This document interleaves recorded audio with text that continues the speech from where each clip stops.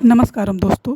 तो चलिए इस वीडियो में महावीर की वाणी पर अध्ययन करते हैं, जो ओशो के द्वारा महावीर के जीवन में घटित विभिन्न घटनाओं पर आधारित है। और ओशो ने इसे बहुत ही बेहतरीन तरीके से समझाने की कोशिश की है। तो इसे बहुत ध्यान से सुनिएगा और इस अध्ययन के द्वारा आप बहुत सी चीज़ों को अपने जीवन में सुगम पाएंगे। और कोशिश करिएगा इन घटनाओं से कुछ सीखें और इसे अपनी ज़िंदगी में उतार सकें, ताकि आप खुद के लिए और दूसरों के लिए एक बेहतरीन जीवन की स्थापना कर सकें।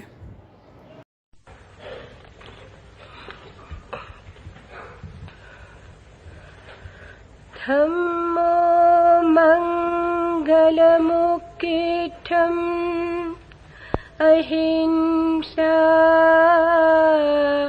संयमो तवो देवा वीतं नमन्सन्ति यस्य धम्मे सयामणो। धर्म सर्वश्रेष्ठ मंगल है। कौन सा धर्म?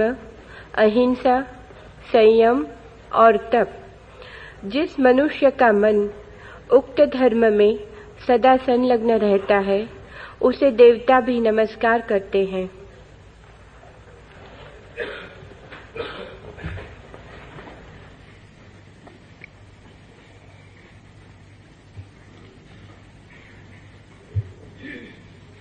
अहिंसा है आत्मा, संयम है प्राण, तप है शरीर। स्वभावतः अहिंसा के संबंध में भूलें हुई हैं, गलत व्याख्याएं हुई हैं, लेकिन वे भूलें और व्याख्याएं अपरिचय की भूलें। संयम के संबंध में भी भूलें हुई हैं, गलत व्याख्याएं हुई हैं, लेकिन वे भूलें भी अपरिचय की ही भूलें। और ज्यादा भूलें होनी कठिन हैं, जिससे हम अपरिचित हों उसकी गलत व्याख्या करनी भी कठिन होती है। गलत व्याख्या के लिए भी परिचय जरूरी है। और हमारा सर्वाधिक परिचय तप से है, क्योंकि वो सबसे वाह रूपरेखा है, वो शरीर है। तप के संबंध में सर्वाधिक भूलें हुई हैं और सर्वाधिक गलत व्याख्याएं हुई हैं। और उन गलत व्याख्याओं से जितना अहित हुआ है, उतना किसी और चीज से नहीं। एक फर्क है कि तप के संबंध में जो गलत व्याख्याएं हुई हैं, वे हमारी परिचय की भूलें हैं। तप से हम परिचित हैं और तप से हम परिचित आसानी से हो जाते हैं। असल में तब तक जाने के लिए हमें अपने को बदलना ही नहीं पड़ता। हम जैसे हैं तप में हम वैसे ही प्रवेश कर जाते हैं, क्योंकि तप द्वार है। और इसलिए हम जैसे हैं वैसे ही अगर तप में चले जाएं तो तप हमें नहीं बदल पाता, हम तप को बदल डालते हैं। तो तप की पहले तो गलत व्याख्या जो निरंतर होती है, वो हमें समझ लेनी चाहिए, तो हम ठीक व्याख्या की तरफ कदम उठा सकते हैं। हम भोग से परिचित हैं, भोग यानी सुख की आकांक्षा से।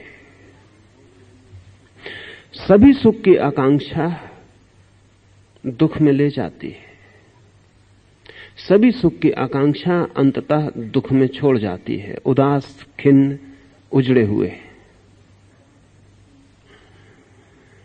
इससे स्वभावतः एक भूल पैदा होती है, और वो ये कि यदि हम सुख की मांग करके दुख में पहुंच जाते हैं, तो क्या दुख की मांग करके सुख में नहीं पहुंच सकते? यदि सुख की आकांक्षा करते हैं और दुख मिलता है, तो क्यों ना हम दुख की आकांक्षा करें और सुख को पालें?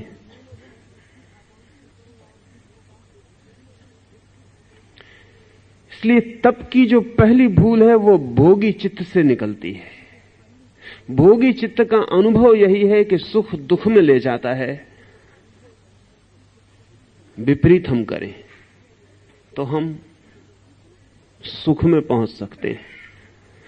तो सभी अपने को सुख देने की कोशिश करते हैं, हम अपने को दुख देने की कोशिश करें। यदि सुख की कोशिश दुख लाती है तो दुख की कोशिश सुख ला सकेगी, ऐसा सीधा गणित मालूम पड़ता है। लेकिन जिंदगी इतनी सीधी नहीं और जिंदगी का गणित इतना साफ नहीं। जिंदगी बहुत उलझाव है, उसके रास्ते इतने सीधे होते तो सभी कुछ हल हो जाता। सुना है मैंने कि रूस के एक बड़े मनोवैज्ञानिक पावलोव के पास, जिसने कंडीशन्ड रिफ्लेक्स के सिद्धांत को जन्म दिया, जिसने कहा कि अनुभव संयुक्त हो जाते हैं। एक बूढ़े आदमी को लाया गया जो कि शराब पीने की आदत से इतना परेशान हो गया है कि चिकित्सक कहते हैं कि उसके खून में शराब फैल गई है, उसका जीना मुश्किल है, अब बचना मुश्किल है अगर शराब बंद न कर दी जाए। लेकिन वो कोई 30 साल से शराब पी रहा है, इतना लंबा अभ्यास है। चिकित्सक डरते हैं कि अगर तोड़ा जाए तो भी मौत हो सकती है। तो पावलोव के पास लाया गया है। पावलोव ने अपने एक निष्णात शिष्य को सौंपा और कहा कि इस व्यक्ति को शराब पिलाओ, और जब ये शराब की प्याली हाथ में ले तभी इसे बिजली का शॉक दो। ऐसा निरंतर करने से शराब पीना और बिजली का धक्का और पीड़ा संयुक्त हो जाएगी, शराब पीड़ा युक्त हो जाएगी, कंडीशन्ड हो जाएगी। पीड़ा को कोई भी नहीं चाहता है, पीड़ा को छोड़ना शराब को छोड़ना बन जाएगा। और एक बार ये भाव मन में बैठ जाए गहरे कि शराब पीड़ा देती है, दुख लाती है, तो शराब को छोड़ना कठिन नहीं होगा। 1 महीना प्रयोग जारी रखा गया। 1 महीना पावलोव की प्रयोगशाला में वो आदमी रुका था। वो दिन भर शराब पीता था, जब भी वो शराब का प्याला हाथ में लेता तभी उसकी कुर्सी उसको शॉक देती है। वो सामने बैठा हुआ मनोवैज्ञानिक बटन दबाता रहता। कभी उसका हाथ छलक जाता, कभी हाथ से प्याली गिर जाती। महीने भर बाद पावलोव ने अपने युवक शिष्य को बुलाकर पूछा, कुछ हुआ? युवक शिष्य ने कहा, हुआ बहुत कुछ। पावलोव खुश हुआ। उसने कहा, मैंने कहा ही था कि निश्चित ही कंडीशनिंग से सब कुछ हो जाता है। पर उसके शिष्य ने कहा, ज्यादा खुश ना हो, क्योंकि करीब करीब उल्टा हुआ। पावलोव ने कहा, उल्टा? क्या अर्थ तुम्हारा? युवक ने कहा, ऐसा हो गया है, वो इतना कंडीशन्ड हो गया है कि अब शराब पीता है तो पहले जो भी पास में सॉकेट होता है उसमें उंगली डाल लेता है। कंडीशन्ड हो गया, लेकिन अब बिना शाक के शराब नहीं पी सकता है। शराब तो नहीं छूटी, शाक पकड़ गया। अब कृपा करके शराब छूटे या न छूटे, शाक छुड़वाइए, क्योंकि शराब जब मारेगी मारेगी, ये शाक का धंधा खतरनाक है, ये अभी भी मार सकता है। अब वो पी ही नहीं सकता, इधर एक हाथ में प्याली लेता है, दूसरा हाथ सॉकेट में डालता है। जिंदगी इतनी उलझी हुई है, जिंदगी इतनी आसान नहीं।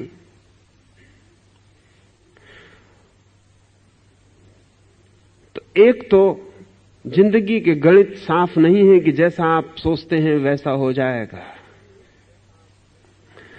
दुख की आकांक्षा सुख नहीं ले आएगी।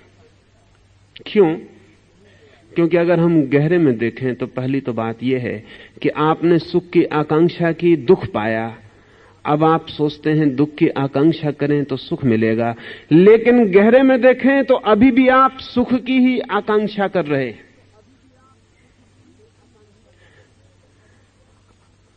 दुख चाहें तो सुख मिलेगा, इसलिए दुख चाह रहे हैं। आकांक्षा सुख की ही है, और सुख की कोई आकांक्षा सुख नहीं ला सकती।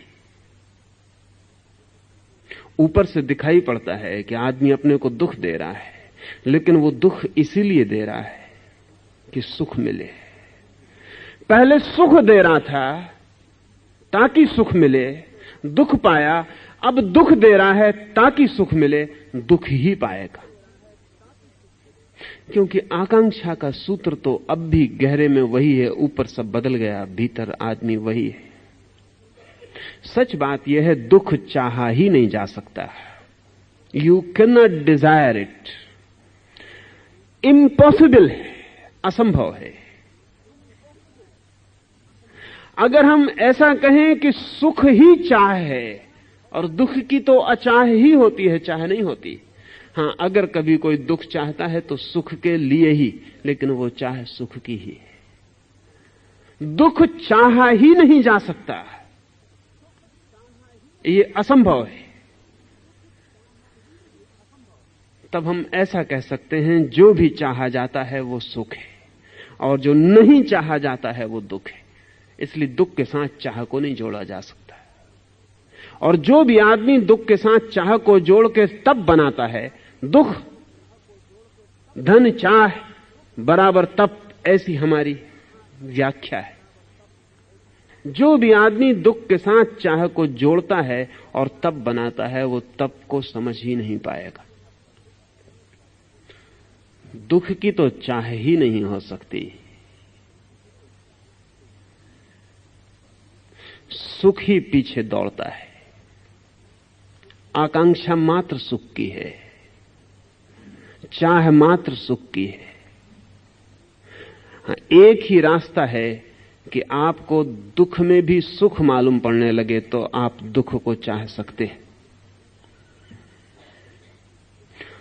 दुख में भी सुख मालूम पड़ सकता है। इसलिए दूसरी गलत व्याख्या समझ लें, दुख में भी सुख मालूम पड़ सकता है। एसोसिएशन से, कंडीशनिंग से, जो मैंने पावलोव की बात आपको कही, उसी ढंग से आपको दुख में भी सुख का भ्रम हो सकता है। यूरोप में ईसाई फकीरों का एक संप्रदाय था, कोड़ा मारने वाला, स्वयं को फ्लैगिस्ट। उस संप्रदाय की मान्यता थी कि जब भी काम वासना उठे तो अपने को कोड़े मारो।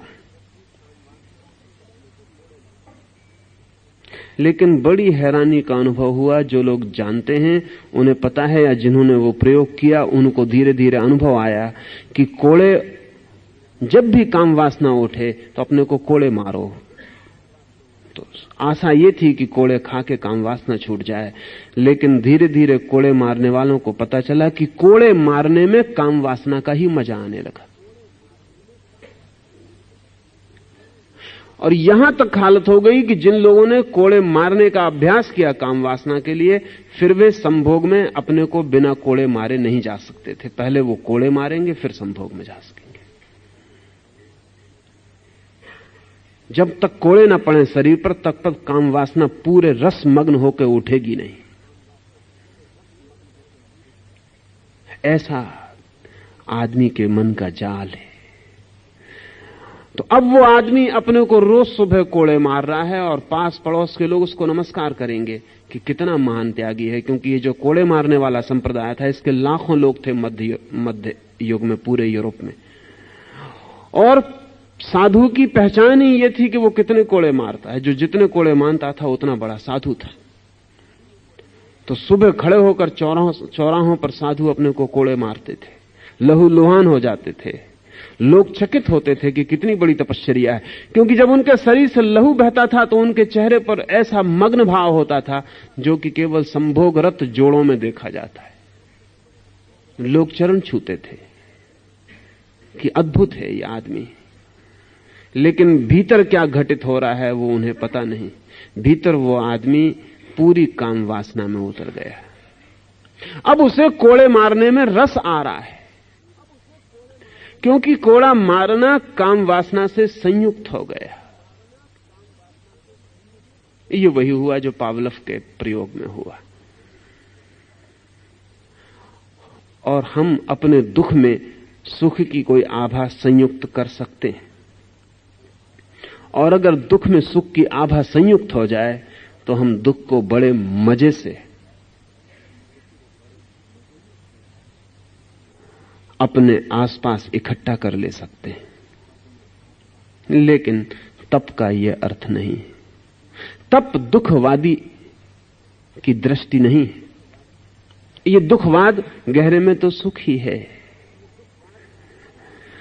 तप के आसपास ये जो जाल खड़ा है, अगर ये आपको दिखाई पड़ना शुरू हो जाए तो तपस्वियों की परत को तोड़कर आप उनके भीतर देख पाएंगे कि उनका रस क्या है।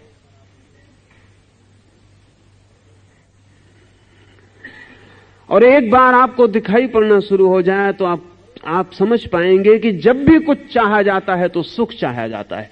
अगर कोई दुख को चाह रहा है तो किसी न किसी कोने में उसके मन में सुख और दुख संयुक्त हो गए। इसके अतिरिक्त दुख को कोई नहीं चाह सकता है। भूखे मरने में भी मजा आ सकता है, कांटे पर लेटने में भी मजा आ सकता है, धूप पर खड़े होने में भी मजा आ सकता है।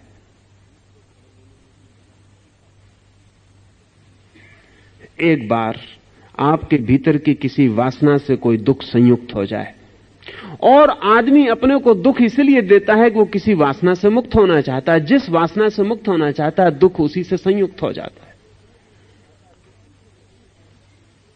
एक आदमी को अपने शरीर को सजाने में बड़ा सुख है। वो शरीर से मुक्त हो जाना चाहता है, शरीर की सजावट की इस कामना से मुक्त हो जाना चाहता है। वो नंगा खड़ा हो जाता है, या अपने शरीर पर राख लपेट लेता है, या अपने शरीर को कुरूप कर लेता है। लेकिन उसे पता नहीं कि राख लपेटना भी, ये नग्न हो जाना भी, ये शरीर को कुरूप कर लेना भी शरीर से ही संबंधित है। ये भी सजावट है। सजावट दिखाई नहीं पड़ती, ये भी सजावट है। आपको पता है, अगर आप कभी कुंभ गए हैं तो एक बात देख के बहुत चकित होंगे कि जो साधु राख लपेटे बैठे रहते हैं, वे भी एक छोटा आईना अपने डब्बे में रखते हैं, और सुबह स्नान करने के बाद जब वो राख लपेटते हैं तो आईने में देखते जाते। आदमी अद्भुत है। राख ही लपेट रहे हैं तो आईने का क्या प्रयोजन रह गया। लेकिन राख लपेटना भी सजावट है, श्रृंगार है। शरीर को कुरूप करने वाला भी आईने में देखेगा कि हो गया ठीक से कि नहीं।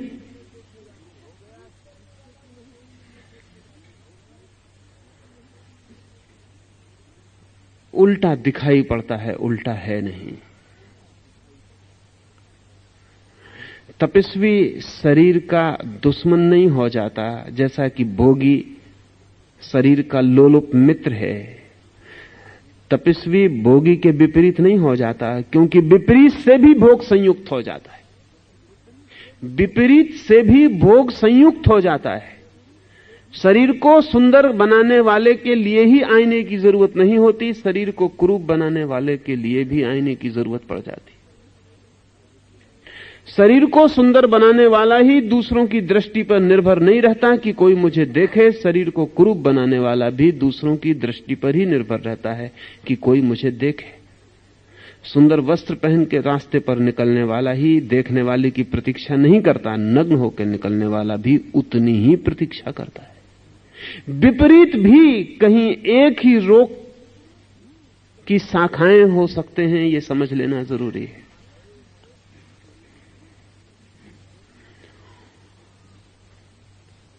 आसान है, लेकिन यही शरीर के भोग से शरीर के तप पर जाना आसान है। शरीर को सुख देने की आकांक्षा का शरीर को दुख देने की आकांक्षा में बदल जाना बड़ा सुगम और सरल है। एक और बात ध्यान में ले लेनी जरूरी है। जिस माध्यम से हम सुख चाहते हैं, अगर वो माध्यम हमें सुख न दे पाए तो हम उसके दुश्मन हो जाते। अगर आप कलम से लिख रहे हैं, सभी को अनुभव होगा जो लिखते पढ़ते हैं, अगर कलम ठीक न चले तो आप कलम को गाली दे के जमीन पर पटक के तोड़ भी सकते हैं। अब कलम को गाली देना एकदम नासमझी है, इससे ज्यादा नासमझी और क्या होगी। और कलम को तोड़ देने से कलम का कुछ भी नहीं टूटता, आपका ही कुछ टूटता है। कलम का कोई नुकसान नहीं होता, आपका ही नुकसान होता है। लेकिन जूतों को गाली देके पटक देने वाले लोग हैं, दरवाजों को गाली देके खोल देने वाले लोग हैं, ये ही लोग तपस्वी बन जाते हैं। शरीर सुख नहीं दे पाया, ये अनुभव शरीर को तोड़ने की दिशा में ले जाता है। तो शरीर को सताओ,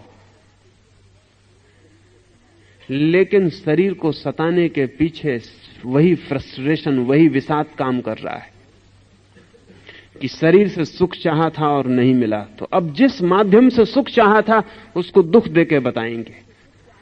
लेकिन आप बदले नहीं, अभी भी आपकी दृष्टि शरीर पर लगी है, चाहे सुख चाहा हो और चाहे अब दुख देना चाहते हो, पर आपके चित्त की जो दिशा है वो अभी भी शरीर के ही आसपास वर्तुल बनाकर घूमती है। आपकी चेतना अभी भी शरीर केंद्रित है, अभी भी शरीर भूलता नहीं, अभी भी शरीर अपनी जगह खड़ा है और आप वही के वही हैं। आपके और शरीर के बीच का संबंध वही का वही है।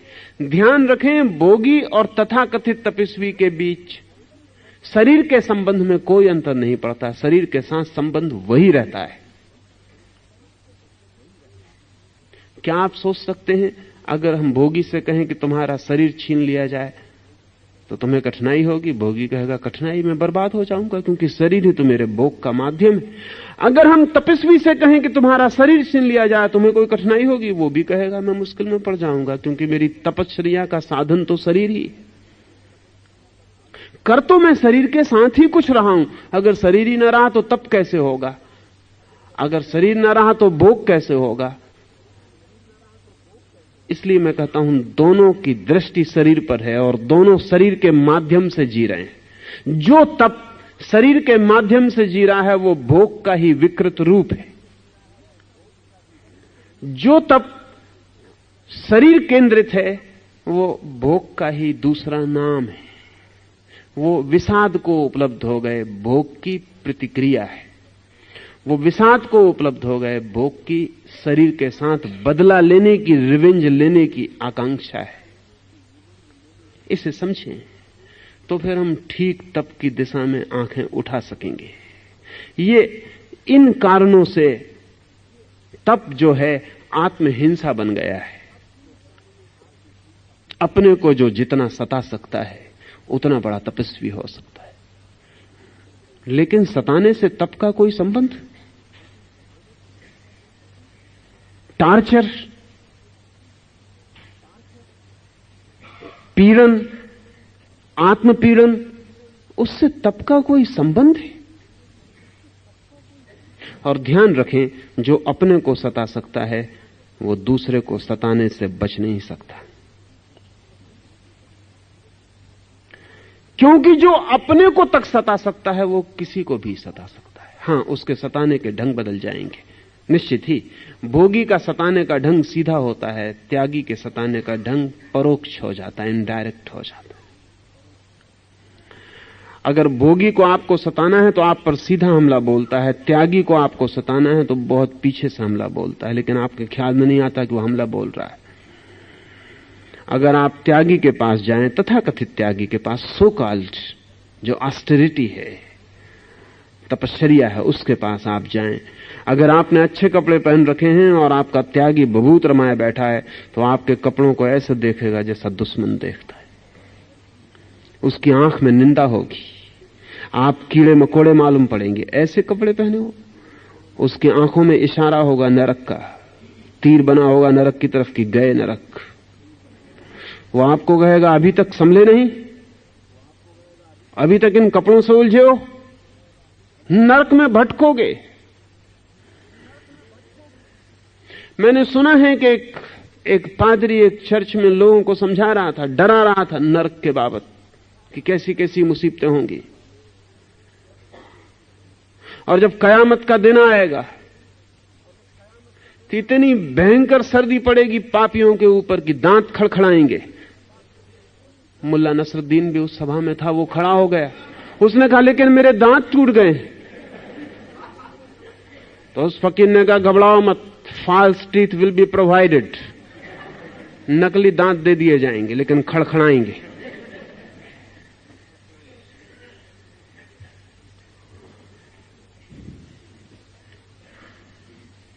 सभी तथाकथित तपस्वी आपको नरक भेजने की योजना में लगे। उनका चित्त आपके लिए नरक के सारे इंतजाम कर रहा है। सच तो यह है कि नरक में कष्ट देने का जो इंतजाम है वो तथाकथित झूठे तपस्वी की कल्पना है, फैंटेसी है। वो तथाकथित तपस्वी ये सोच ही नहीं सकता कि आपको भी सुख मिल सकता है। आप यहां काफी सुख ले रहे हैं, वो जानता है कि ये सुख है, वो यहां काफी दुख ले रहा है। कहीं तो बैलेंस करना पड़ेगा, कहीं संतुलन करना पड़ेगा। उसने यहां काफी दुख झेल लिया है,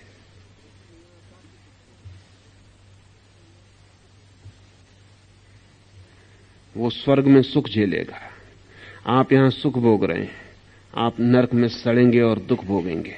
और बड़े मजे की बात है कि उसके स्वर्ग के सुख आपके ही सुखों का मैग्निफाइड रूप है।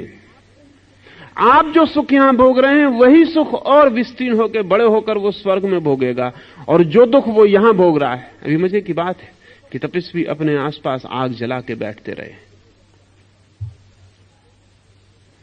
आपको नरक में आग में सड़ाएंगे। वो जो तपस्वी अपने आसपास आग जलाएगा उससे सावधान रहना, उसके नरक में आग आपके लिए तैयार रहेगी।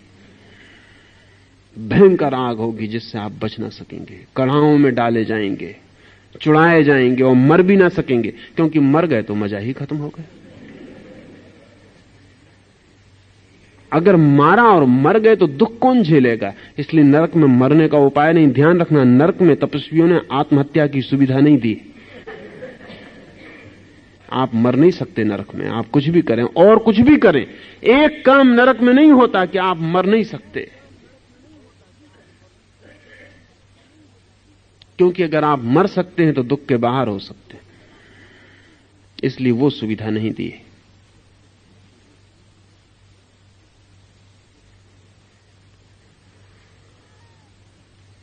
किसकी कल्पना से निकलता है ये सारा ख्याल? ये कौन सोचता है ये सारी बातें? सच में जो तपस्वी है वो तो सोच भी नहीं सकता, किसी के लिए दुख का कोई भी ख्याल नहीं सोच सकता। वो सोच ही नहीं सकता दुख का कोई ख्याल कि किसी को कोई दुख हो, कहीं भी, नरक में भी। लेकिन जो तथाकथित तपस्वी है वो बहुत रस लेता है। अगर आप शास्त्रों को पढ़ें, सारे दुनिया के धर्मों के शास्त्रों को, तो एक बहुत अद्भुत घटना आपको दिखाई पड़ेगी। तपस्वियों ने जो जो लिखा है, तथाकथित तपस्वियों ने, उसमें वो नरकों की जो विवेचना और चित्रण करते हैं वो बहुत परवर्टेड इमेजिनेशन मालूम पड़ती है, बहुत विकृत हो गई कल्पना मालूम पड़ती है। ऐसा वे सोच पाते हैं, ऐसा वे कल्पना कर पाते हैं, ये उनके बाबत बड़ी खबर लाती है। दूसरी एक बात दिखाई पड़ेगी कि तपस्वी आप जो जो सुख भोगते हैं उनकी बड़ी निंदा करते हैं, पर निंदा में बड़ा रस लेते हैं। वो रस बहुत प्रकट है। ये बहुत मजे की बात है कि वात्सायन ने अपने काम सूत्रों में स्त्री के अंगों का ऐसा सुंदर चित्रण नहीं किया है, इतना रसमुग्ध, जितना तपस्वियों ने स्त्री के अंगों की निंदा करने के लिए अपने शास्त्रों में किया है। वात्सायन के पास इतना रस हो भी नहीं सकता था, क्योंकि उतना रस पैदा करने के लिए विपरीत जाना जरूरी है। इसलिए मजे की बात है कि भोगियों के आसपास कभी नग्न अप्सराएं आके नहीं नाचती, वे सिर्फ तपस्वियों के आसपास आके नाचती हैं।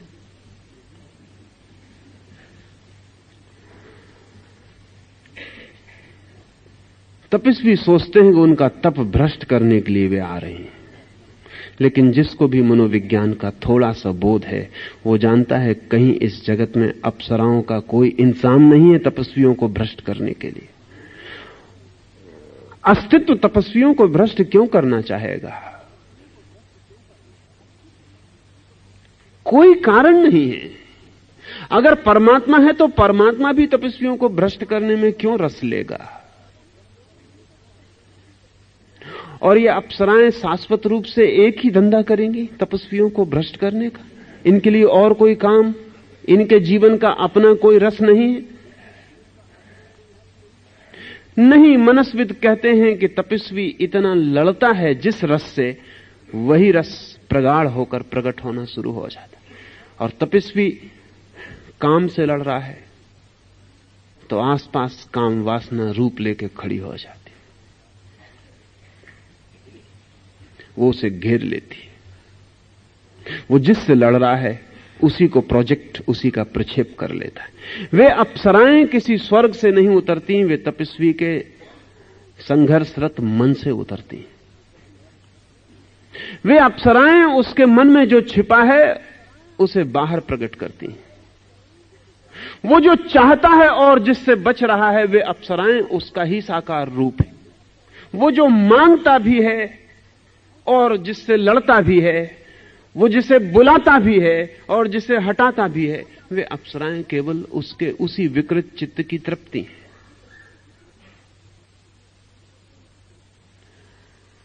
वे उसे भ्रष्ट करने कहीं और से नहीं आती, उसके ही दमित चित्त से पैदा होती।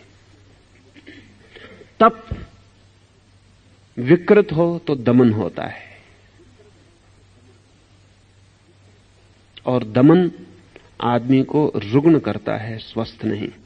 इसलिए मैं कहता हूं, महावीर के तप में दमन का कोई भी कारण नहीं।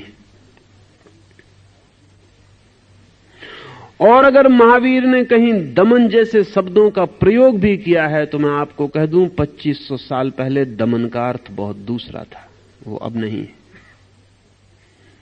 दम का अर्थ था शांत हो जाना। दम का अर्थ दबा देना नहीं था महावीर के वक्त में। दम का अर्थ था शांत हो जाना, शांत कर देना भी नहीं, शांत हो जाना। भाषा रोज बदलती रहती है, शब्दों के अर्थ रोज बदलते रहते हैं। इसलिए अगर कहीं महावीर की वाणी में दमन शब्द मिल भी जाए तो आप ध्यान रखना, उसका अर्थ सप्रेशन नहीं है, उसका अर्थ दबाना नहीं है, उसका अर्थ शांत हो जाना है। जिस चीज से आपको दुख उपलब्ध हुआ है उसके विपरीत चले जाने से दमन पैदा होता है। जिस चीज से आपको दुख उपलब्ध हुआ है उसकी समझ में प्रतिष्ठित हो जाने से शांति उपलब्ध होती है। इस फर्क को ठीक से समझ लें। काम वासना ने मुझे दुख दिया तो मैं काम वासना के विपरीत चला जाऊं और लड़ने लगूं काम वासना से, तो दमन होगा।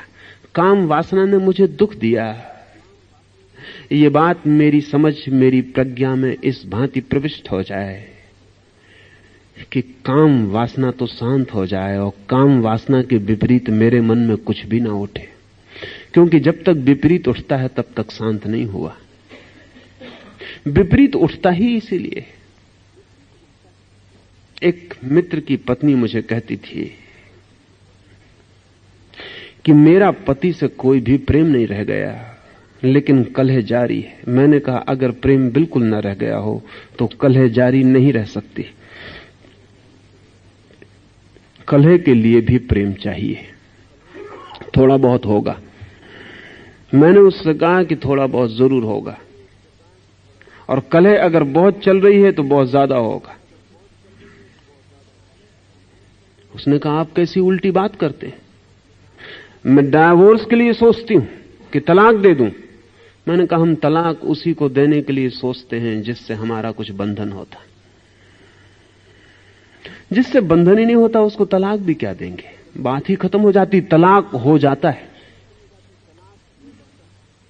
ये 2 वर्ष पहले की बात है। फिर अभी एक दिन मैंने उससे पूछा कि क्या खबर। उसने कहा, आप शायद ठीक कहते थे, अब तो कलह भी नहीं होती। आप शायद ठीक कहते थे, उस वक्त मेरी समझ में नहीं आया। अब तो कलह भी नहीं होती। तलाक के बाबत क्या ख्याल है? उसने कहा, क्या लेना क्या देना, बात ही शांत हो गई है। दोनों के बीच संबंध ही नहीं रह गया है। संबंध हो तो तोड़ा जा सकता है, संबंध ही ना रह जाए तो क्या तोड़िएगा।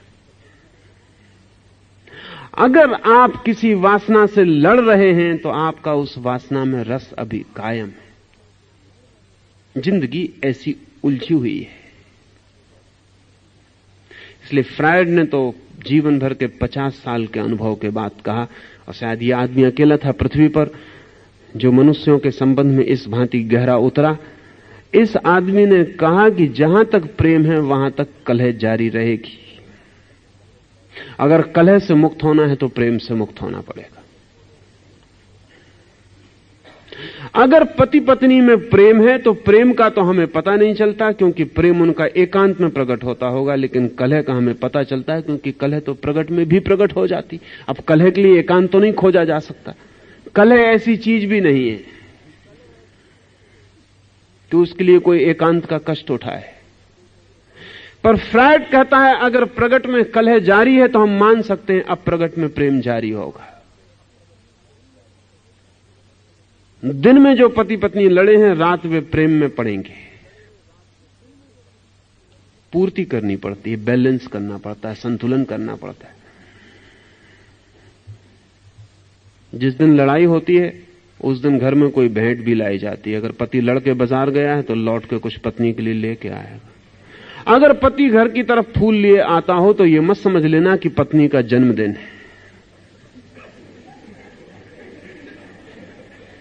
समझना कि आज सुबह उपद्रव ज्यादा हुआ है। ये बैलेंसिंग है, अब वो उसको संतुलन करेगा।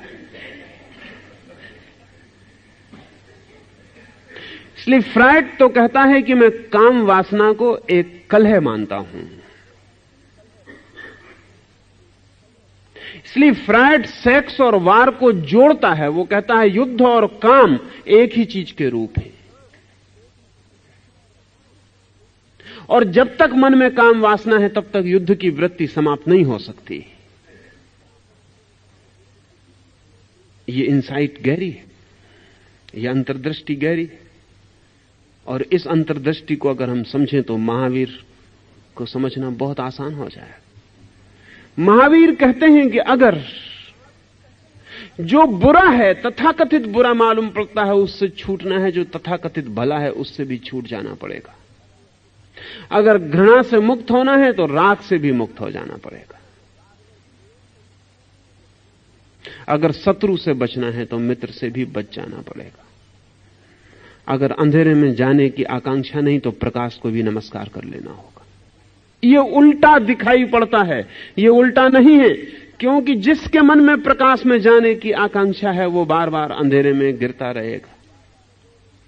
जीवन द्वंद्व है और जीवन के सब रूप अपने विपरीत से बंधे हुए हैं, अपने से उल्टे से बंधे हुए हैं। इसका अर्थ यह हुआ कि जो व्यक्ति जिस चीज से लड़ेगा, विपरीत चलेगा, उससे ही बंधा रहेगा, उससे वो कभी नहीं छूट सकता। अगर आप धन से लड़ रहे हैं और धन के विपरीत जा रहे हैं तो धन आपके चित्त को सदा घेरे रहेगा। अगर आप अहंकार से लड़ रहे हैं और अहंकार के विपरीत जा रहे हैं तो आपका अहंकार सूक्ष्म से सूक्ष्म होकर आपके भीतर सदा खड़ा रहेगा।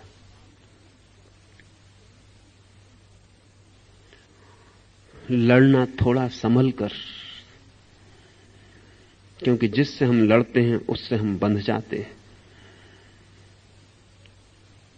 तब इन्हीं भूलों में पड़ के रुग्ण हो गया। और जिन्हें हम तपस्वी की भांति जानते हैं उनमें से 99%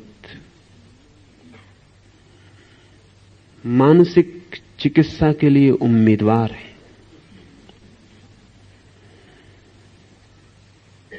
उनकी मानसिक चिकित्सा जरूरी है। और ध्यान रहे, काम वासना से छूटना आसान है क्योंकि काम वासना प्रकृति है। काम वासना के विपरीत जो काम वासना के विरोध से बन गया उससे छूटना मुश्किल पड़ेगा, क्योंकि वो प्रकृति से और एक कदम दूर निकल जाना है। इसे हम 3 शब्दों में समझ लें। एक को मैं कहता हूं प्रकृति, जिसे हमने कुछ नहीं किया, जो हमें मिली है, द गिवन, जो हमें मिली है वो प्रकृति। अगर हम कुछ गलत करें तो जो हम कर लेंगे उसका नाम है विकृति, और अगर हम कुछ करें और ठीक करें तो जो होगा उसका नाम है संस्कृति। प्रकृति पर हम खड़े होते हैं, जरा सी भूल हो विकृति में चले जाते हैं।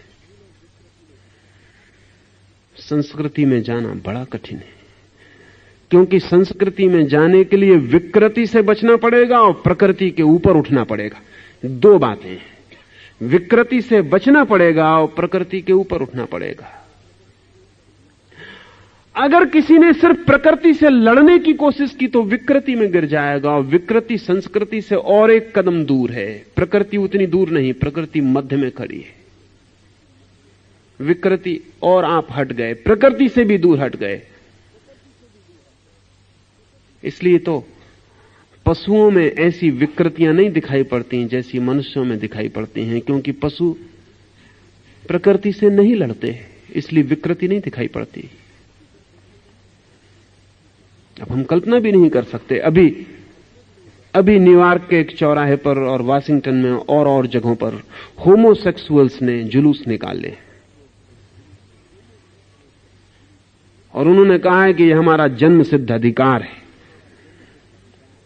और इस वर्ष, पिछले वर्ष कम से कम 100 होमोसेक्सुअल्स ने विवाह किए, जो कि कल्पना के बाहर मालूम पड़ता है।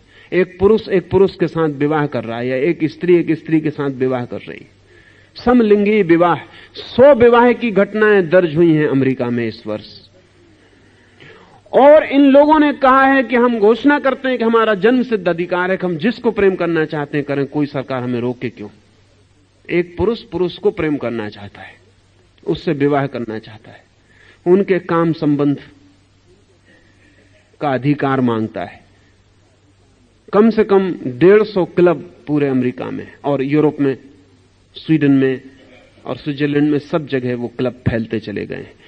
कम से कम 200 पत्रिकाएं आज जमीन पर निकलती हैं, होमोसेक्सुअल्स की पत्रिकाएं, जिनमें वो खबरें देते हैं और घोषणाएं देते हैं। और आप हैरान होंगे कि अभी उन्होंने एक प्रदर्शन किया कैलिफोर्निया में, जैसा कि ब्यूटी कंपटीशन का होता है, महिलाओं को, सुंदर महिलाओं को हम नग्न खड़ा करते हैं। होमोसेक्सुअल्स ने 50 नग्न युवकों को खड़ा करके प्रदर्शन किया कि हम इनमें ही सौंदर्य देखते हैं, स्त्रियों में नहीं। कोई पशुओं की हम कभी सोच सकते हैं कि पशु और होमोसेक्सुअल? नहीं। हां, कभी कभी ऐसा होता, सर्कस के पशु होमोसेक्सुअल हो जाते, या कभी कभी अजायब घर के पशु होमोसेक्सुअल हो जाते। डेसमंड मॉरिस ने एक किताब लिखी है, द ह्यूमन जू, आदमियों का अजायब घर, और उसने लिखा है कि जो अजायब घर में पशुओं के साथ होता है वो आदमियों के साथ समाज में हो रहा है। ये अजायब घर है, ये कोई समाज नहीं है, जू है। क्योंकि कोई पशु पागल नहीं होता जंगल में, अजायब घर में पागल हो जाता है। कोई पशु जंगल में आत्महत्या नहीं करता देखा गया आज तक, लेकिन अजायब घर में कभी कभी आत्महत्या कर लेता है। पशु विकृत नहीं होता क्योंकि प्रकृति में ठहरा रहता है। आदमी कोशिश करता है, आदमी दो कोशिश कर सकता है, या तो प्रकृति से लड़ने की कोशिश करे तो आज नहीं कल विकृति में उतर जाएगा, और या फिर प्रकृति का अतिक्रमण करने की कोशिश करे तो संस्कृति में प्रवेश करेगा। अतिक्रमण तप है, विरोध नहीं, निरोध नहीं, संघर्ष नहीं, अतिक्रमण, ट्रांसेंडेंस। बुद्ध ने एक बहुत अच्छा शब्द प्रयोग किया है, वो शब्द है पारमिता। वो कहते हैं लड़ो मत इस किनारे से उस किनारे चले जाओ, पार चले जाओ, पारमिता। लड़ो मत इस किनारे से, जहां तुम खड़े हो लड़ो मत, क्योंकि लड़ोगे तो भी इसी किनारे पर खड़े रहोगे। जिससे लड़ना हो उसके पास रहना पड़ेगा, जिससे लड़ना हो उससे दूर जाना खतरनाक है। दुश्मन आमने सामने संगीने लेके खड़े रहते हैं। हिंदुस्तान पाकिस्तान की बाउंड्री पर देखें उनको, वो खड़े। हिंदुस्तान चीन की बाउंड्री पर देखें, वो संगीने लिए खड़े। दुश्मन से दूर जाना खतरनाक है, दुश्मन के सामने ही संगीन लेके खड़े रहना पड़ता है। अगर इस तट से लड़ोगे, बुद्ध ने कहा है, अगर भोग के तट से लड़ोगे तो उस तट पर पहुंचोगे कैसे? लड़ो मत, उस तट पे पहुंच जाओ, ये तट छूट जाएगा, भूल जाएगा, विलीन हो जाएगा।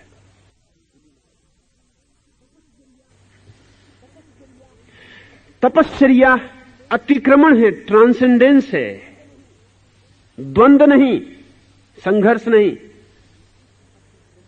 तो इस अतिक्रमण के रूप पर हम थोड़े गहरे जाएंगे तो बहुत सी बातें ख्याल हो सकेंगी। एक तो पहले ख्याल ले लें कि अतिक्रमण का क्या अर्थ होता है। आप एक घाटी में खड़े हैं, अंधेरा है बहुत, आप उस अंधेरे से लड़ते नहीं, आप सिर्फ पहाड़ के शिखर पर चढ़ना शुरू कर देते हैं। थोड़ी देर में आप पाते हैं कि आप सूर्य से मंडित शिखर के निकट पहुंचने लगे, वहां कोई अंधेरा नहीं है। घाटी में अंधेरा था, आप घाटी में खड़े ही ना रहे, आपने सूर्य मंडित शिखर की तरफ बढ़ना शुरू कर दिया, आपने धूप से नहाए हुए शिखर की तरफ बढ़ना शुरू कर दिया, आप प्रकाश में पहुंच गए। अतिक्रमण हुआ, संघर्ष जरा भी नहीं। जहां आप हैं वहां दो चीजें हैं, आप भी हैं और आपके आसपास घिरा हुआ घाटी का अंधेरा भी है। दो हैं वहां, आप भी हैं, घाटी का अंधेरा भी है। अगर घाटी के अंधेरे से आप लड़ते हैं तो आपको घाटी में ही रहना पड़ेगा। अगर आप घाटी के अंधेरे से लड़ते नहीं, अपने भीतर जो आप हैं उसे ऊपर उठाते हैं, ऊर्ध्वगमन पर चलते हैं, तो घाटी के अंधेरे पर ध्यान देने की ही जरूरत नहीं है। जहां हम खड़े हैं वहां चारों तरफ वृत्तियां हैं भोग की, वो भी हैं, आप भी हैं। गलत त्यागी का ध्यान वृत्तियों पे होता है कि इस वृत्ति को मैं कैसे मिटाऊं, सही त्यागी का ध्यान स्वयं पर होता है कि इस वृत्ति के मैं ऊपर कैसे उठ जाऊं।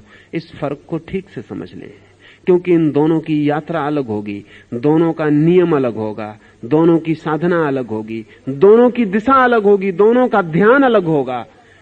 वृत्ति से जो लड़ रहा है उसका ध्यान वृत्ति पर होगा, स्वयं को जो ऊंचा उठा रहा है उसका ध्यान स्वयं पर होगा, जो वृत्तियों से लड़ रहा है उसका ध्यान बहिर्मुखी होगा, जो स्वयं को ऊर्ध्वगमन की तरफ ले जा रहा है उसका ध्यान अंतर्मुखी होगा। और एक मजे की बात है कि ध्यान भोजन है। जिस चीज पर आप ध्यान देते हैं उसको आप शक्ति देते हैं, जिस चीज को आप ध्यान देते हैं उसको आप शक्ति देते हैं। मैं पावलिता की बात कर रहा था, चेक विचारक और वैज्ञानिक की। छोटे छोटे यंत्र हैं उसके पास, वो कहता है 5 मिनट आंख गड़ा के ध्यान से इस यंत्र को देखते रहो, और वो यंत्र आपकी शक्ति को संग्रहित कर लेता है। अमेरिका में एक बहुत अद्भुत आदमी था जिसे 2 साल की सजा अमेरिका की सरकार ने दी। ऐसा लगता है कि आदमी की बुद्धि बढ़ती नहीं, वो 2000 साल हो तो भी वही करता है, 2000 साल बाद वही करता है। एक आदमी था विल्हेम रेक। इस सदी में जिन लोगों के पास अंतर्दृष्टि रही उनमें से एक आदमी, उसको 2 साल सजा भोगनी पड़ी और आखिर में अमेरिकी सरकार ने उसे पागलखाना, उसको पागल करार दे के कानूनन उसको पागलखाने भेज दिया। उस पर मुकदमा चला एक बहुत अजीब बात पर, जिस पर अब उसके मर जाने के बाद वैज्ञानिक कह रहे हैं कि शायद वो ठीक था। उसने एक अद्भुत बॉक्स, एक पेटी बनाई थी जिसको वो आर्गन बॉक्स कहता था। वो कहता था इसके भीतर कोई व्यक्ति लेट जाए और काम वासना का विचार करता रहे तो उसकी काम वासना की शक्ति इस डब्बे में संग्रहित हो जाती। लेकिन अब इसका कोई वैज्ञानिक प्रमाण क्या हो कि उसमें संग्रहित हो जाती है। वो कहता था प्रमाण एक ही है कि आप किसी को भी इसके भीतर लिटा दें जिसको बिल्कुल पता नहीं है, वो 1 मिनट के बाद काम वासना का विचार करना शुरू कर देता। किसी को भी लिटा दें, वो कहता था यही प्रमाण है। इसको तो वो हजारों लोगों का प्रमाण देता था, लेकिन इसको वैज्ञानिक कहते थे हम इसको कोई प्रमाण नहीं मानते। वो आदमी ब्रह्म हो सकता है, उस आदमी की आदत हो सकती है। इस डब्बे के भीतर वो कहता था जो विचार आप करेंगे, जहां आपका ध्यान जाएगा वहीं शक्ति संग्रहित हो जाती है।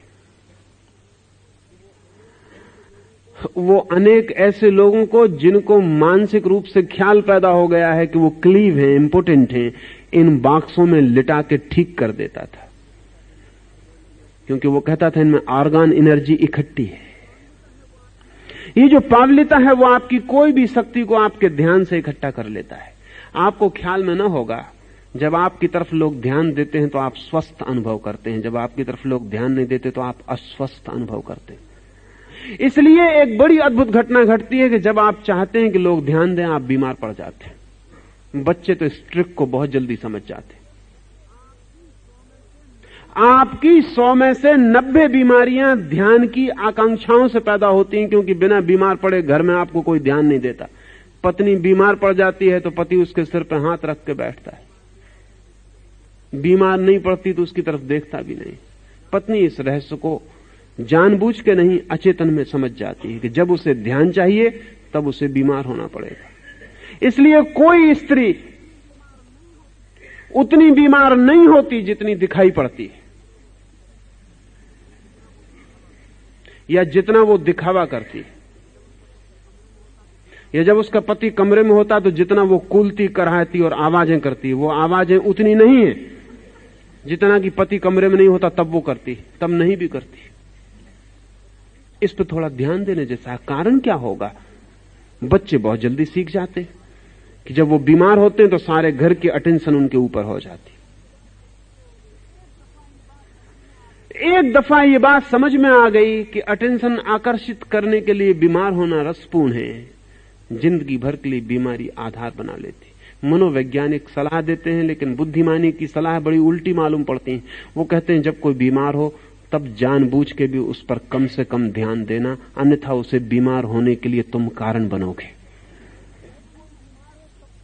जब कोई बीमार हो तब तो ध्यान देना ही मत, सेवा कर देना लेकिन ध्यान मत देना। बड़े तटस्थ भाव से बीमारी को कोई रस देना खतरनाक है। तो जिंदगी में वो आदमी कम बीमार पड़ेगा, ज्यादा स्वस्थ रहेगा। उसके लिए ध्यान और बीमारी जुड़ेंगी नहीं, लेकिन ध्यान से शक्ति मिलती है। इसलिए तो इतना सारी दुनिया में ध्यान पाने की कोशिश चलती है। एक नेता को क्या रस आता होगा? जूते खाए, गालियां खाए, उपद्रव सहे, रस क्या आता होगा? लेकिन जब वो भीड़ में खड़ा होता है तो सब आंखें उसकी तरफ फिर जाती। पावलिता कहता है कि वो सबकी शक्ति से भोजन पाता है। कोई आश्चर्य नहीं कि नेहरू कुछ दिन और जिंदा रह जाते अगर चीन का हमला न होता। अचानक भोजन कम हो गया, ध्यान बिखर गया। कोई राजनीतिक नेता पद पर रहते हुए मुश्किल से मरता है, इसलिए कोई राजनीतिक नेता पद नहीं छोड़ना चाहता, नहीं तो मरना और पद छोड़ना करीब आ जाते। मुश्किल से मरता है कोई राजनीतिक नेता पद पर, मरना ही पड़े आखिर में, बात अलग है। अपनी पूरी कोशिश भी वो ये करता है कि जीते जी पद न छूट जाए, क्योंकि पद छूटते ही उम्र कम हो जाती। लोग रिटायर होकर जल्दी मर जाते। अब जो आदमी पुलिस का ऑफिसर था वो आदमी रिटायर हो गया, उसकी 10 साल कम से कम उम्र कम हो जाती। अभी इस पर तो बहुत काम चलता है और बहुत देर ना लगेगी कि लोग रिटायर होने से इंकार करने लगेंगे, जैसे उनको पता चल जाएगा कि गड़बड़ क्या हो रही है। रिटायर जब तक आदमी नहीं होता तब तक स्वस्थ मालूम पड़ता है, रिटायर होते ही बीमार पड़ जाता है। जो ध्यान का भोजन उसे मिल रहा था, दफ्तर में जाता था, लोग खड़े हो जाते थे, सड़क पर निकलता था, लोग नमस्कार करते थे, बच्चे भी डरते थे क्योंकि बाप का कब्जा था पैसे पर, बैंक बैलेंस बाप के नाम था, पत्नी भी भयभीत होती थी। फिर सब रिटायर हो गया, हाथ से सब धीरे धीरे सूत्र छूट गए। अब वो बैठा रहता है कोने में, लोग ऐसे निकल जाते हैं जैसे वो है ही नहीं। तो वो खांसता खकारता है, आवाज देता है कि मैं भी यहां हूं। वो हर चीज में अड़ंगेबाजी करता है। बूढ़ों की आदत अड़ंगेबाजी की और किसी कारण से नहीं, हर चीज में अड़ंगेबाजी करता है। कोई ऐसी बात नहीं जिसमें वो अड़ंगा ना डाले, क्योंकि अड़ंगा डाल के वो बता सकता है कि मैं हूं और थोड़ा ध्यान आकर्षित कर सकता। ये बहुत दीन अवस्था है, ये बहुत दयनीय अवस्था है, ये बहुत रुग्ण है, दुखद है, लेकिन है। वो घर में कोई ऐसी चीज न चलने देगा जिसमें वो सलाह न दे, हालांकि कोई उसकी सलाह नहीं मानता, ये वो जानता है। इसे वो दिन भर कहता है कि कोई मेरी मैं नहीं मानता, लेकिन फिर दिन भर देता क्यों? वो दिन भर कहता है कोई मेरी सुनता नहीं। गांधी जी कहते थे कि वो 125 वर्ष जिएंगे, और जी सकते थे। अगर भारत आजाद ना होता तो वो 125 वर्ष जी सकते थे। भारत का आजाद होना उनके मरने का हिस्सा बन गया, क्योंकि आजादी के बाद ही जो उनकी सुनते थे उन्होंने सुनना बंद कर दिया, क्योंकि वो खुद ही ताकतवर हो गए, वो खुद ही पदों पर पहुंच गए। तो गांधी ने कहा कि मैं खोटा सिक्का हो गया हूं, मेरी अब कोई सुनता नहीं। लेकिन गांधी को भी पता नहीं होगा कि गांधी जब भी ये कहते थे कि मेरी कोई सुनता नहीं, मैं खोटा सिक्का हो गया हूं, मैं बोलता रहता हूं, कोई मेरी फिक्र नहीं करता, कोई मेरी सलाह नहीं मानता, हालांकि वो सलाह दिए जाते थे।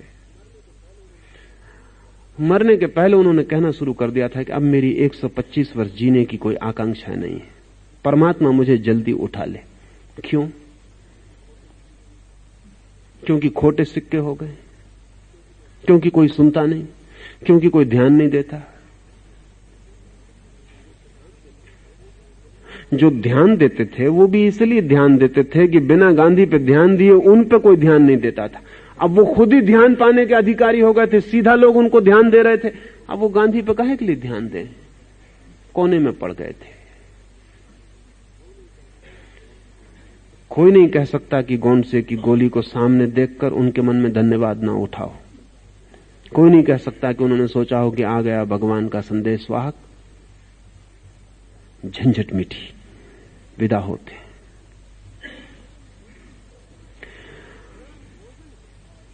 ध्यान भोजन है, बहुत सटल फूड, बहुत सूक्ष्म भोजन है। अकेले ध्यान पर भी जी सकते हैं आप। इसलिए जब कभी कोई प्रेम में पड़ता है तो भूख कम हो जाती है। आपको पता है, अगर कोई आपको बहुत प्रेम करता है तो भूख एकदम कम हो जाती। क्यों कम हो जाती? जब कोई प्रेम करता है, प्रेम का मतलब ही क्या है कि कोई आप पर ध्यान देता है, और मतलब क्या है? और जब कोई आप पर ध्यान नहीं देता, आपको पता है मनोवैज्ञानिक कहते हैं कि जब कोई ध्यान नहीं देता तब लोग ज्यादा भोजन करने लगते हैं।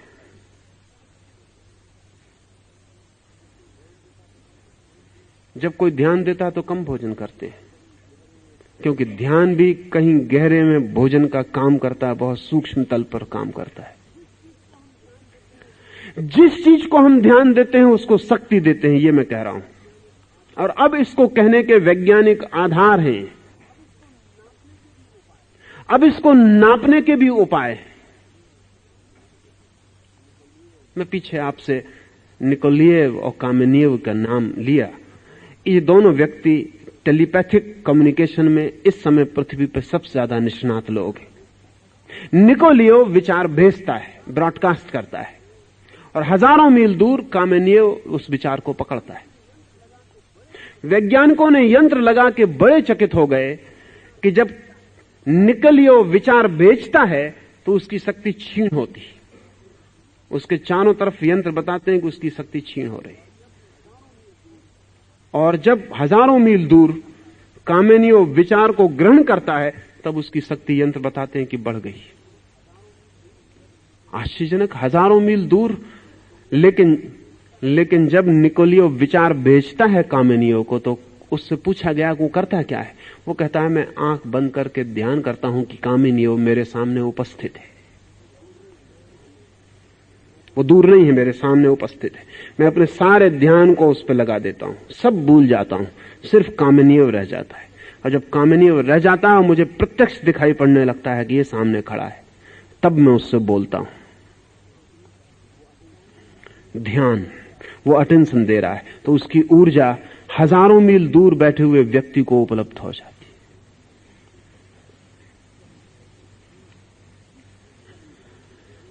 जिस चीज पे हम ध्यान देते हैं वहां शक्ति संग्रहित होती है, और जहां से हम ध्यान देते हैं वहां से शक्ति हटती है और विसर्जित होती है। जिस वृत्ति पर आप ध्यान देते हैं उस पर शक्ति संग्रहित हो जाती है। जब आप काम वासना का विचार करते हैं तो आपके काम वासना का जो केंद्र है वो शक्ति को इकट्ठा करने लगता है।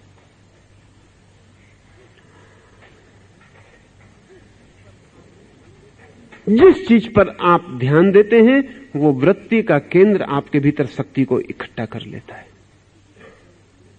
आप ही शक्ति देते हैं ध्यान देकर। फिर वो केंद्र शक्ति से भर जाता है तो उस शक्ति से मुक्त होना चाहता है क्योंकि बोझिल हो जाता है। ये जाल है आदमी के भीतर। लेकिन काम वासना पर ध्यान दो तरह से दिया जा सकता है।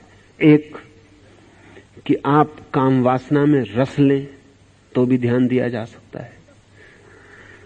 तो प्रकृतस्थ नेचुरल काम वासना आप में घनीभूत होगी, नैसर्गिक काम वासना आप में शक्तिशाली हो जाएगी। एक विकृत ध्यान दिया जा सकता है। एक आदमी काम वासना पर ध्यान देता है कि मुझे काम वासना से लड़ना है, मुझे काम वासना को भीतर प्रविष्ट नहीं होने देना है, वो भी ध्यान दे रहा है। उसका भी काम का सेंटर, सेक्स सेंटर शक्ति को इकट्ठा कर लेता है। अब बड़ी मुश्किल होती है क्योंकि जो नैसर्गिक काम वासना को ध्यान देता है वो तो नैसर्गिक रूप से शक्ति उसकी विसर्जित हो जाएगी।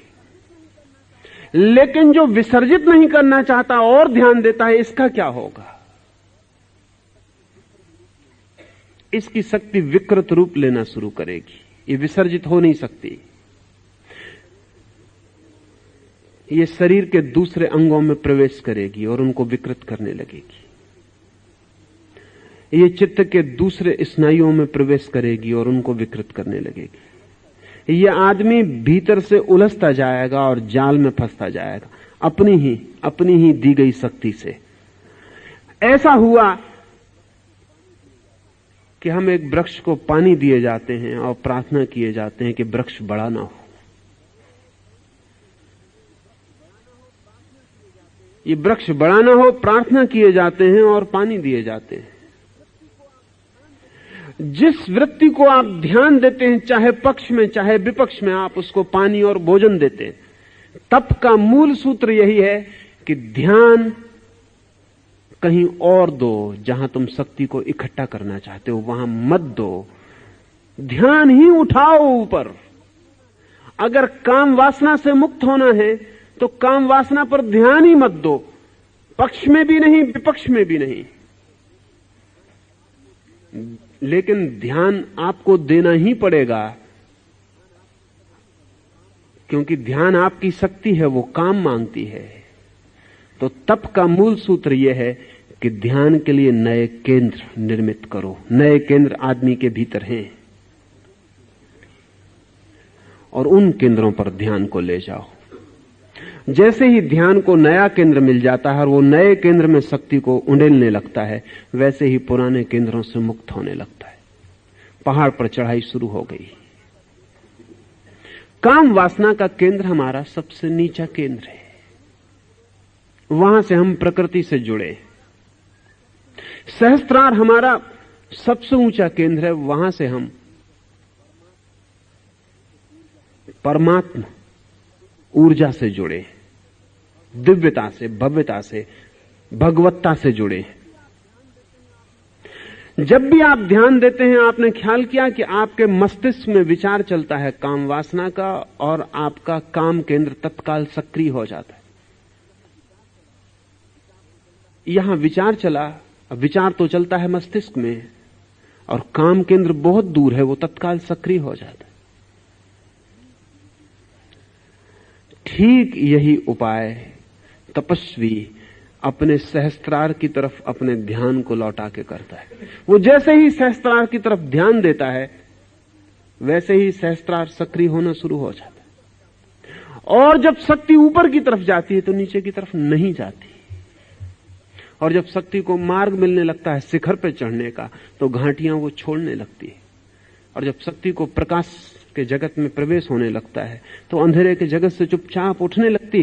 अंधेरे की निंदा भी नहीं होती उसके मन में, अंधेरे का विरोध भी नहीं होता उसके मन में, अंधेरे का ख्याल भी नहीं होता उसके मन में, अंधेरे पर ध्यान ही नहीं होता।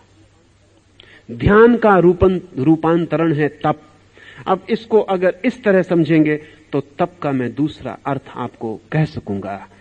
तप का ऐसे अर्थ होता है अग्नि। तप का अर्थ होता है अग्नि। तप का अर्थ होता है भीतर की अग्नि।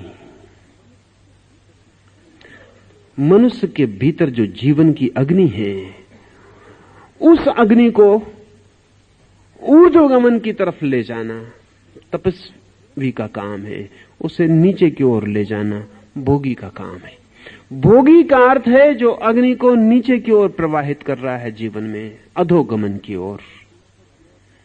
तपस्वी का अर्थ है जो ऊपर की ओर प्रवाहित कर रहा है उस अग्नि को, परमात्मा की ओर, सिद्धावस्था की ओर। ये अग्नि दोनों तरफ जा सकती है, और बड़े मजे की बात यह है कि ऊपर की तरफ आसानी से जाती है, नीचे की तरफ बड़ी कठिनाई से जाती है, क्योंकि अग्नि का स्वभाव ऊपर की तरफ जाना है। आपने ख्याल किया, आप आग जलाते हैं वो ऊपर की तरफ जाने लगती है।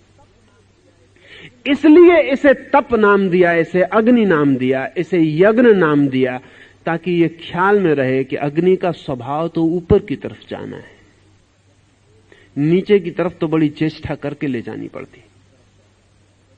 पानी नीचे की तरफ बहता है, अगर ऊपर की तरफ ले जाना हो तो बड़ी चेष्टा करनी पड़ती है, और आप चेष्टा छोड़ दें कि पानी फिर नीचे की तरफ बहने लगा। आपने पंपिंग इंतजाम छोड़ दिया, पानी फिर नीचे बहने लगेगा। अगर ऊपर चढ़ाना है तो पंप करो, ताकत लगाओ, मेहनत करो।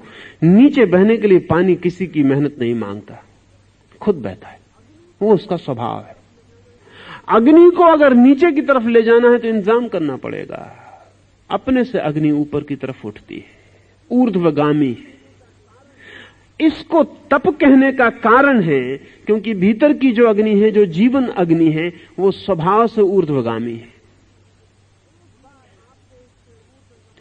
एक बार आपको उसके ऊर्ध्वगमन का अनुभव हो जाए, फिर आपको प्रयास नहीं करना पड़ता उसको ऊपर जाने के लिए, वो जाती रहती है। एक बार सहस्त्रार की तरफ तपस्वी का ध्यान मुड़ जाए तो फिर उसे चेष्टा नहीं करनी पड़ती, फिर वो अग्नि अपने आप बहती रहती है। धीरे धीरे वो भूल ही जाता है क्या नीचे क्या ऊपर, भूल ही जाता है, क्योंकि फिर तो अग्नि सहज ऊपर बहती रहती है। एक बार आग राह पकड़ ले तो ऊपर की तरफ जाना उसका स्वभाव है।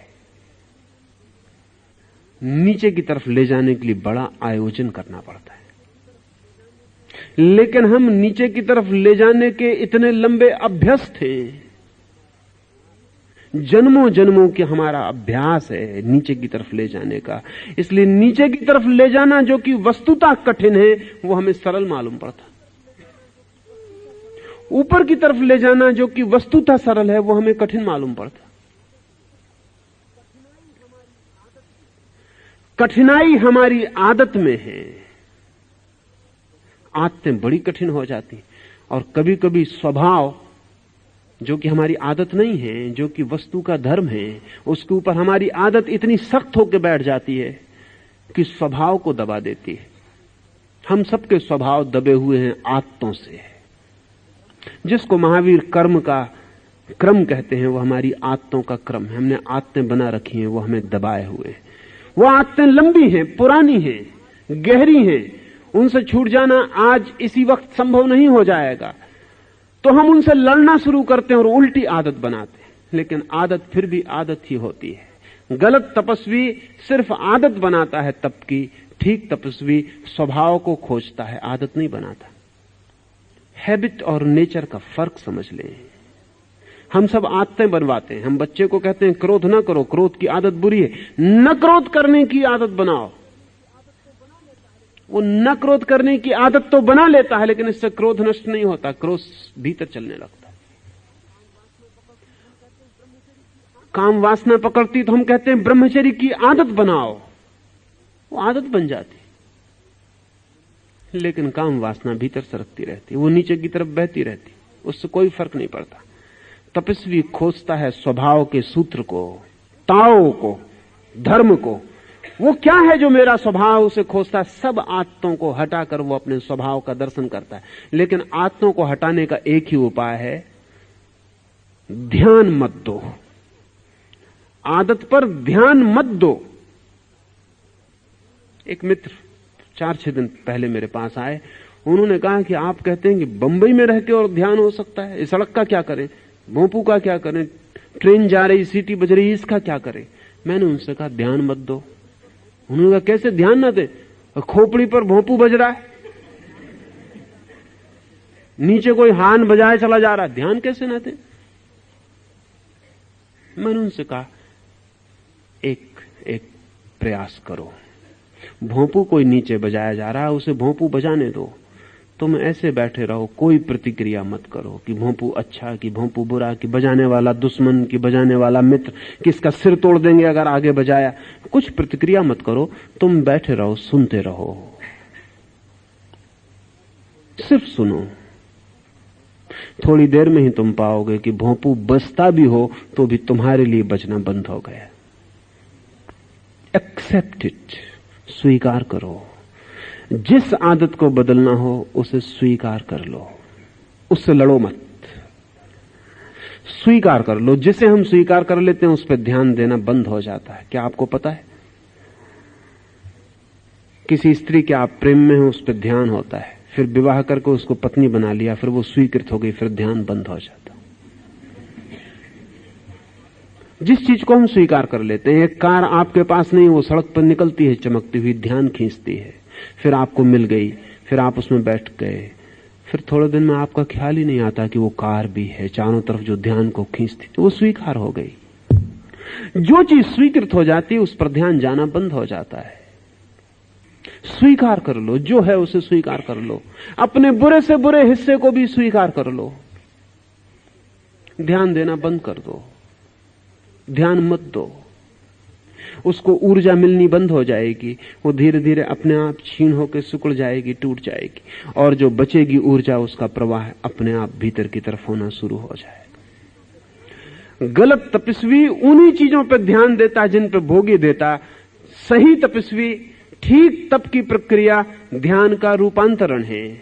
वो उन चीजों पर ध्यान देता है जिन पर न भोगी ध्यान देता न तथाकथित त्यागी ध्यान देता, वो ध्यान को ही बदल देता है। और ध्यान हमारे हाथ में है, हम वहीं देते हैं जहां हम देना चाहते हैं। अभी यहां बैठे हैं, आप मुझे सुन रहे हैं, अभी यहां आग लग जाए मकान में, आप एकदम भूल जाएंगे कि सुन रहे थे, कि कोई बोल रहा था, सब भूल जाएंगे। आग पर ध्यान दौड़ जाएगा,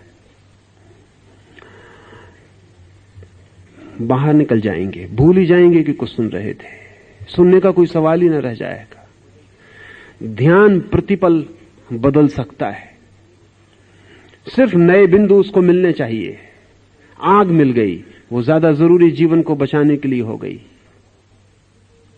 तो तत्काल ध्यान वहां दौड़ जाएगा। आपके भीतर तप की प्रक्रिया में उन नए बिंदुओं और केंद्रों की तलाश करनी है जहां ध्यान दौड़ जाए और जहां नए केंद्र सशक्त होने लगे। इसलिए तपस्वी कमजोर नहीं होता, शक्तिशाली हो जाता। गलत तपस्वी कमजोर हो जाता। गलत तपस्वी कमजोर होकर सोचता है कि हम जीत लेंगे, और भ्रांति पैदा होती है जीतने की। अगर एक आदमी को 30 दिन भोजन न दिया जाए तो काम वासना क्षीण हो जाती। इसलिए नहीं कि काम वासना चली गई, इसलिए कि काम वासना के योग्य रस नहीं बनता शरीर में। फिर भोजन दिया जाए तो 30 दिन में जो वासना गई थी वो 3 दिन में वापस लौट आती। भोजन मिला, शरीर को रस मिला, फिर केंद्र सक्रिय हो गया, फिर ध्यान दौड़ने लगा। इसलिए फिर जिसने भूखा रहते ही काम वासना पर तथाकथित विजय पाई, वो बेचारा फिर भूखा ही जीवन भर रहने की कोशिश में लगा रहता है, क्योंकि वो डरता है। इधर भोजन लिया, इधर वासना उठी। मगर ये निपट पागलपन है, वासना के बाहर हुए नहीं। ये सिर्फ कमजोरी की वजह से वासना को शक्ति नहीं मिल रही है। असल में आदमी जितनी शक्ति पैदा करता है उसमें कुछ तो जरूरी होती है जो उसके रोज के काम में समाप्त हो जाती है। एक खास मात्रा की कैलोरी उसके रोज के काम में, उठने में, बैठने में, नहाने में, खाने में, पचाने में, दुकान में आने में जाने में व्यय हो जाती, सोने में व्यय हो जाती। उसके अतिरिक्त जो बचती है वो उस केंद्र को मिल जाती है जिस पे आपका ध्यान है। द सुपरफ्लुअस, जो अतिरिक्त है। अगर समझ लें कि 1000 कैलोरी मान लें कि आपके रोजमर्रा के काम में खर्च होती है, और आपके भोजन और आपकी व्यवस्था से आपको 2000 कैलोरी शक्ति शरीर में पैदा होती है, तो आपका ध्यान जिस केंद्र पर होगा 1000 कैलोरी जो शेष बची है उस केंद्र पर दौड़ जाएगी। उसको कोई रास्ता नहीं, ध्यान ही रास्ता है, ध्यान ही एरो है जिससे वो जाएगी। उसको और कुछ पता नहीं कहां जाना है। आपका ध्यान उसको खबर देता है कि यहां जाना है, वो वहां चली जाती है। अब अगर आपको झूठे तप में उतरना है तो आप भोजन इतना कर दें कि 1000 कैलोरी से ज्यादा आपके भीतर पैदा ना हो, फिर आपको ब्रह्मचर्य सधा हुआ मालूम पड़ेगा, क्योंकि आपके पास अतिरिक्त शक्ति बचती नहीं जो कि सेक्स के केंद्र को मिल जाए। 1000 शक्ति पैदा होती है, 1000 आप खर्च कर लेते। इसलिए तपस्वी खाना कम कर देता है, पैदल चलने लगता है, श्रम ज्यादा करने लगता है और खाना कम करता चला जाता है। ये दोहरी प्रक्रियाएं करता है ताकि शरीर में शक्ति कम हो और शक्ति व्यय ज्यादा हो। वो मिनिमम पर जीने लगता है, न होगी अतिरिक्त शक्ति न वासना बनेगी, मगर इससे वो वासना से मुक्त नहीं होता। वासना अपनी जगह खड़ी, वासना का केंद्र प्रतीक्षा करेगा, अनंत जन्मों तक प्रतीक्षा करेगा, कहेगा कि जिस दिन शक्ति ज्यादा हो मैं तैयार हूं। ये सिर्फ भय में जीना है, इस जीने से कहीं कुछ उपलब्ध नहीं होता। इससे प्रकृति तो चूक जाती है, संस्कृति नहीं मिलती, सिर्फ विकृति मिलती है और एक भयभीत चेतना रह जाती है पीछे। नहीं, ये नहीं है मार्ग। ठीक पॉजिटिव ऑस्टेरिटी का, ठीक विधायक तप का मार्ग है।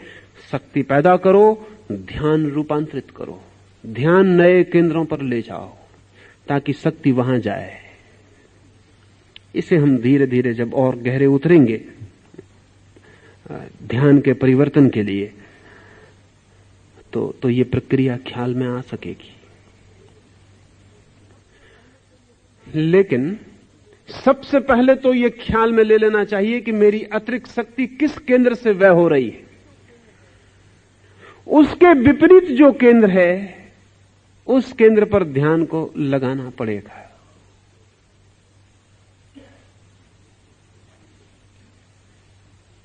एक छोटी सी घटना और आज की बात मैं पूरी करूं।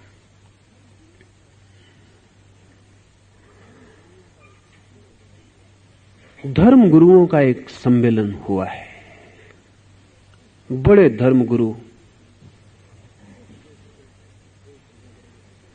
उस देश के एक नगर में इकट्ठे हुए।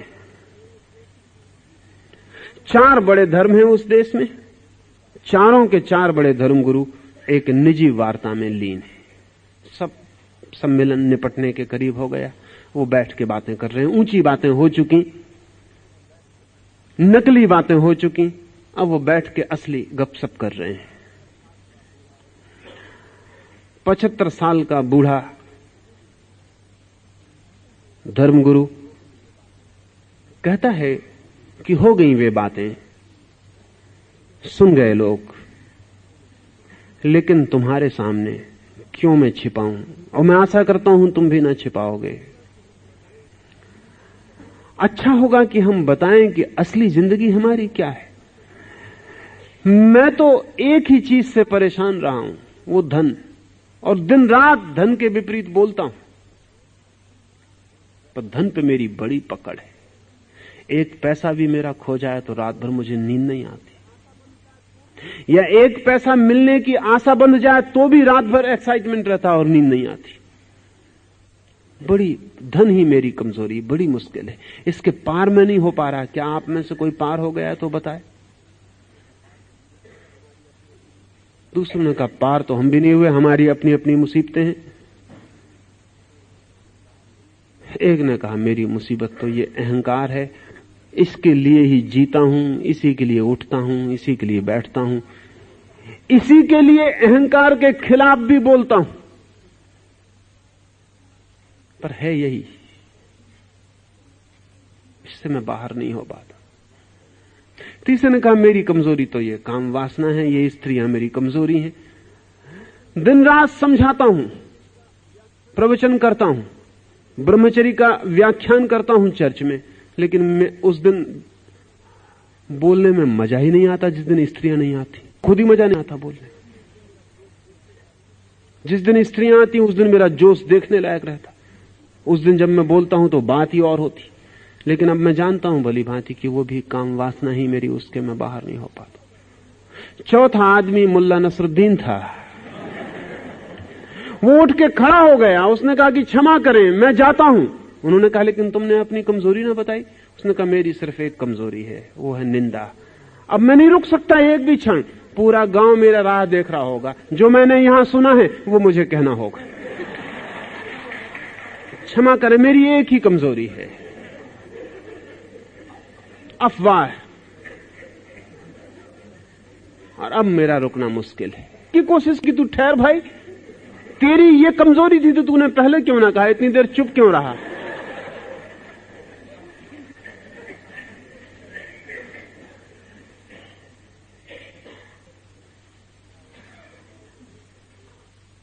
हर आदमी की कोई ना कोई कमजोरी है।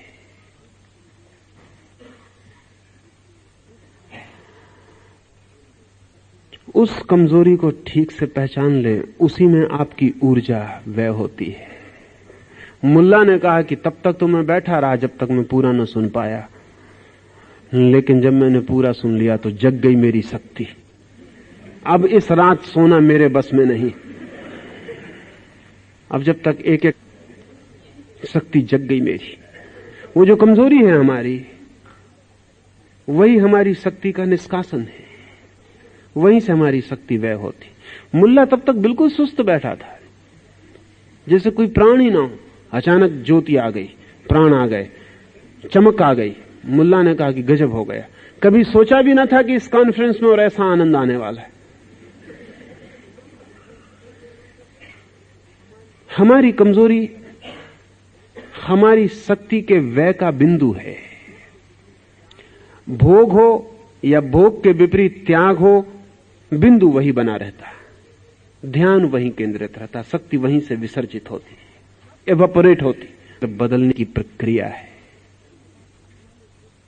इस प्रक्रिया पर कल मैं बात करूंगा, शायद लंबी इस पे बात करनी पड़े, क्योंकि महावीर ने फिर तप के 12 हिस्से किए और एक एक हिस्सा वैज्ञानिक प्रक्रिया है। तो कल वैज्ञानिक प्रक्रिया को हम समझ लें, फिर महावीर के एक एक तप के हिस्से को हम बात करेंगे। अभी जाएंगे नहीं, हालांकि मन की कमजोरी कह रही होगी कि भागो,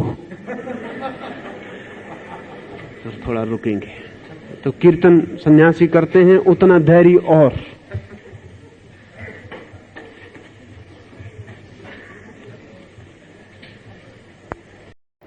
मुझे आशा है कि महावीर वाणी पर यह चर्चा आपको पसंद आई होगी और इससे आपने बहुत कुछ सीखा होगा, जिससे आप अपने जीवन में अपना सकेंगे और दूसरों को लाभ पहुंचा सकेंगे और अपने जीवन को एक अच्छे स्तर पर ला सकेंगे। सुनने के लिए बहुत बहुत धन्यवाद और बहुत बहुत आभार।